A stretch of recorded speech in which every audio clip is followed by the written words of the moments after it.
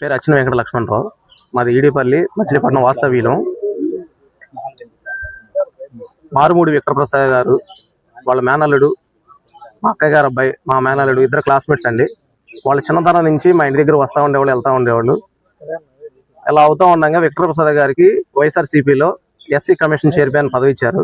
ఇచ్చిన తర్వాత ఆ డూంబి అనే వ్యక్తి మా ఇంటి దగ్గరకు వచ్చి మా మావయ్య గారికి ఇలా పదవి ఇచ్చారని చెప్పని మాకు చెప్పడం, మేము కూడా ఆశపడడం జరిగింది. ఏదైనా జాబ్ ఏమైనా చూపిస్తాడేమో, వ్యాపారాలు ఏమైనా చూపిస్తాడని చెప్పని ఆశపడ్డాము. మీకు వ్యాపారాలు చూపిస్తాను అన్నయ్య అని చెప్పని అన్నాడు. డబ్బులు ఏదైనా తెచ్చుకోండి అని చెప్పని అన్నాడు. మా దగ్గర ఉన్నది 1,00,000-2 లక్షల రూపాయలు అని చెప్పని ఇచ్చాము. ఇచ్చిన తర్వాత ఆయన 1,60,000 రూపాయలు 7,000 రూపాయలు ఇచ్చేవాడు. ఇచ్చిన తర్వాత ఇంకా పెట్టండి మీకు డబ్బులు ఇస్తున్నాను అని చెప్పని ఈ చైర్మన్ పదం ఉండగా 1 కోటి రూపాయల వరకు మేము ఇచ్చామండి. ఇచ్చిన తర్వాత దాని లాభాలు అయ్యని చెప్పని మళ్ళీ మాకు ఇచ్చి మీ దగ్గర ఉంటే ఏమొస్తాయి అని చెప్పి మళ్ళీ తీసుకెళ్ళిపోయాడు. డబ్బులు తీసుకెళ్ళిపోయి మళ్ళీ దాన్ని యాడ్ చేస్తూ ఉండేవాడు. అలా 3 కోట్ల రూపాయల వరకు అయింది. అయిపోయిన తర్వాత ఒక్కసారి ఫోన్ వచ్చిందండి నాకు. ఫోన్ వచ్చింది, విక్రమప్రసాద్ గారు ఫోన్ చేశారు. ఒకసారి ఎమర్జెన్సీగా ఎస్సీ కమిషన్ చైర్మన్ ఆఫీస్కి వచ్చేసేయండి అని చెప్పని ఆఫీస్కి రమ్మంటే నాకు సరే మామూలుగా తెలిసిన వాళ్ళే కానీ పిలుస్తున్నారని చెప్పని వెళ్ళాను. వెళ్ళిన తర్వాత మా వాడిని గోల్డ్ ఏదో పట్టుకున్నారు, గోల్డ్ స్కామ్ చేస్తానంట వీడు, గోల్డ్ పట్టుకున్నారు, నీవు ఎంత ఇవ్వాలి ఏంటి అని చెప్పి నన్ను అడిగాడు. అడిగితే 3 కోట్ల రూపాయల వరకు వస్తాయంటే, కాదు నువ్వు అసలు ఇచ్చావని చెప్పని అడిగాడు. నన్ను బెదిరించాడు. నువ్వు ఎక్కడి చేస్తున్నావు, అవాలా చేస్తున్నావు, అవి చేస్తున్నావు అని చెప్పి నన్ను అన్నాడు. నా వాస్తవంగా మనీ ట్రాన్సాక్షన్ అంతా లోన్ తెచ్చాను, నా ఇల్లు ఉంది, ఇల్లుకి 20 లక్షల రూపాయలు లోన్ తీసుకొచ్చాను, నేను బయట అప్పులు తీసుకొచ్చాను, ప్రతి ఒక్కటి ప్రూఫ్ ఉంది నా దగ్గర. ఆయనకి ఎంత ట్రాన్స్ఫర్ చేశాను, ఎక్కడి నుంచి తెచ్చాను అదే ప్రూఫ్ ఉంది. ఆయనకి తెలియపరచంగా వాళ్ళు కూడా భయపడ్డారు.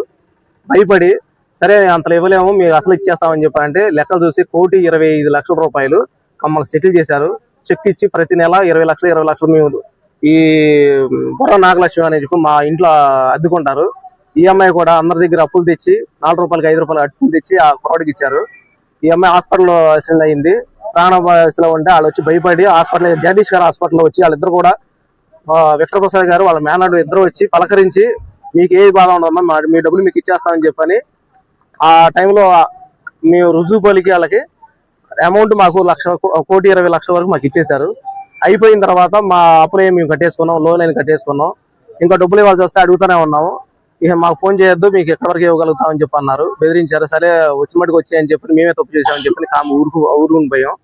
తర్వాత 6వ నెల 23వ తారీఖున మళ్ళీ ఫోన్ చేసి అంతకుముందు గోల్డ్ నన్ను స్కామ్ చేశారు, నన్ను ఎవరు మోసం చేశారు అని చెప్పని జాలీగా మాట్లాడి ఇప్పుడు ఫ్రీడమ్ ఆయిల్ అని చెప్పని మళ్ళీ మొదలు పెడుతున్నాను, పెట్టుకోండి అంటే, బాబు వద్దు బాబు, నేను నా వల్ల కాదు, ఆల్రెడీ మోసపోయాను, చాలా ఇబ్బందులు పడి నా ఆరోగ్యం కూడా పాడైపోయింది, నా వల్ల కాదు, నాకు షుగర్ ఉందండి, రైట్ సైడ్ నాకు పెరాలసిస్ లాగా వచ్చింది ఆ టైంలో, నేను నా వల్ల కాదని చెప్పారంటే మళ్ళీ second time third time phone చేయడం, వాళ్ళ అమ్మగారితో వాళ్ళ మిసెస్ గారితో మాట్లాడించి లేదండి చేస్తానండి, ఇప్పుడు అప్పుడంటే తప్పు జరిగిపోయింది, ఇప్పుడు అలా జరగదని చెప్పని 6 లక్షల రూపాయలు మొదలు నేను లోన్ పెట్టి ట్రాన్స్ఫర్ చేశాను. నేను 6 లక్షల రూపాయలు, తర్వాత 9 లక్షల రూపాయలు బంగారం పెట్టి కుదవ పెట్టి ముత్తూట్లో మళ్ళీ 9 లక్షల రూపాయలు ఇచ్చాను.